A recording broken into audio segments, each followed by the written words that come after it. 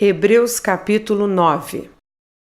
Ora, a primeira aliança também tinha preceitos de culto divino e o seu santuário terrestre, porque foi edificado um tabernáculo cuja parte da frente, onde estavam o candelabro, a mesa e os pães da proposição, se chama o Santo Lugar. Por trás do segundo véu se encontrava o tabernáculo que se chama o Santo dos Santos, ao qual pertencia um altar de ouro para o incenso e a arca da aliança totalmente coberta de ouro, na qual estava uma urna de ouro contendo o maná, o bordão de Arão, que floresceu, e as tábuas da aliança. Sobre a arca estavam os querubins de glória que, com a sua sombra, cobriam o propiciatório. Mas dessas coisas não falaremos agora com mais detalhes. Ora, depois que foram feitos todos esses preparativos, os sacerdotes entram continuamente no primeiro tabernáculo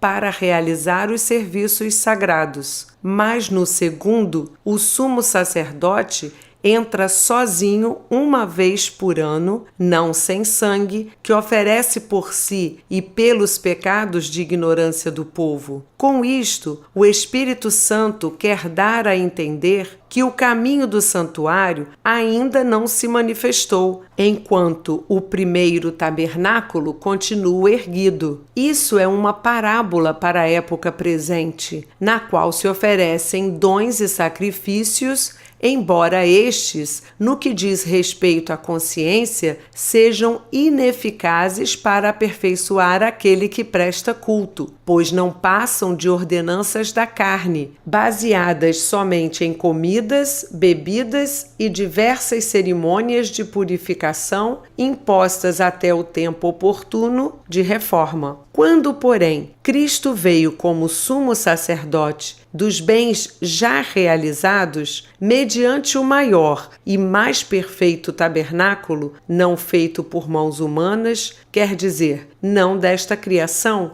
e não pelo sangue de bodes e de bezerros, mas pelo seu próprio sangue, ele entrou no santuário uma vez por todas e obteve uma eterna redenção. Portanto, se o sangue de bodes e de touros e a cinza de uma novilha, aspergidos sobre os contaminados, os santificam quanto à purificação da carne, muito mais o sangue de Cristo que, pelo Espírito Eterno, a si mesmo ofereceu sem mácula a Deus, purificará a nossa consciência de obras mortas para servirmos ao Deus vivo. Por isso mesmo, ele é o mediador da nova aliança, a fim de que os que foram chamados recebam a promessa da herança eterna, visto que houve uma morte para a remissão das transgressões que foram cometidas sob a primeira aliança. Porque, onde há um testamento, é necessário constatar a morte de quem o fez.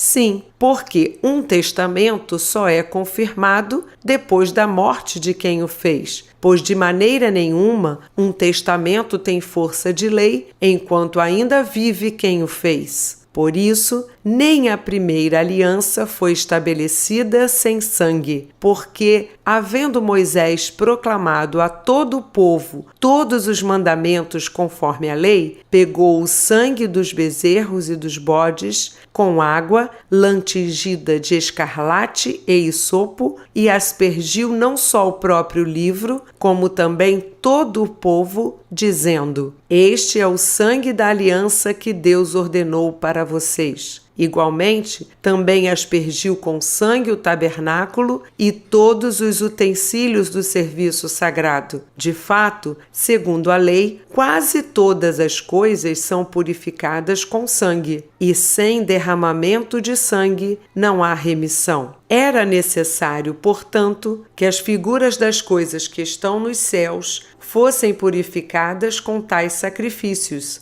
mas as próprias coisas celestiais requerem sacrifícios superiores àqueles, porque Cristo não entrou em santuário feito por mãos humanas, figura do verdadeiro santuário, porém no próprio céu, para comparecer agora por nós diante de Deus. Ele não entrou para oferecer a si mesmo muitas vezes, como o sumo sacerdote entra todos os anos no Santo dos Santos com sangue alheio. Se fosse assim, ele precisaria ter sofrido muitas vezes desde a fundação do mundo. Agora, porém, ao chegar o fim dos tempos, ele se manifestou uma vez por todas, para aniquilar o pecado por meio do sacrifício de si mesmo. E assim como aos homens está ordenado morrerem uma só vez, vindo depois disso o juízo, assim também Cristo, tendo se oferecido uma vez por todas para tirar os pecados de muitos, aparecerá a segunda vez, não para tirar pecados, mas para salvar aqueles que esperam por ele.